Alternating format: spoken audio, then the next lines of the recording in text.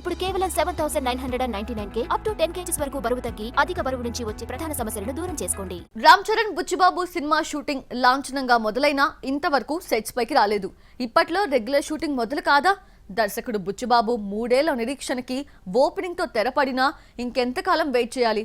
RC16 పేరుతో grand గా మొదలైన ఈ సినిమా షూటింగ్ గురించి వచ్చిన కొత్త అప్డేట్ ఏంటి? Have a look.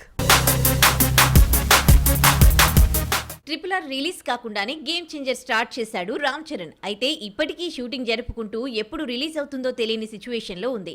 Buchibabu cinema లాంఛనంగా మొదలుపెట్టిన గేమ్ చేంజర్ పూర్తయ్యే వరకు ఇందులో జాయిన్ కాడని తెలిసిందే. అయితే జూన్ లో బుచ్చిబాబు సినిమాలోకి వచ్చేస్తున్నాడు చెర్రీ. రామ్ చరణ్ బుచ్చిబాబు సినిమాకు రెహమాన్ మ్యూజిక్ ఇస్తున్నాడు. సరైన టైంకు ట్యూన్స్ ఇవ్వక ఇబ్బంది పెడతాడన్న పేరున్న రెహమాన్ 3 పాటలు ఇచ్చేయడం షాక్ ఇస్తోంది. దీంతో జూన్ లో పాటలతో షూటింగ్ స్టార్ట్ చేస్తారని తెలిసిందే. ఉప్పిన హిట్ తర్వాత బుచ్చిబాబు ఎన్టీఆర్ కోసం రాసుకున్న కథనే ప్రస్తుతం రామ్ చరణ్ తో తీస్తున్నాడు. దేవరా 2, వార్ 2, ప్రశాంత్ నీల్ సినిమాలు పూర్తయ్యే వరకు డేట్స్ ఇవ్వలేకపోవడంతో ఎన్టీఆర్ సలహాతో రామ్ చరణ్ కు కథ వినిపించి ఒప్పించాడు బుచ్చిబాబు. ఉప్పెన 2021 ఫిబ్రవరిలో రిలీజ్ కాగా 3 ఏళ్ల తర్వాత బుచ్చిబాబు మెగా ఫోన్ పడుతున్నాడు.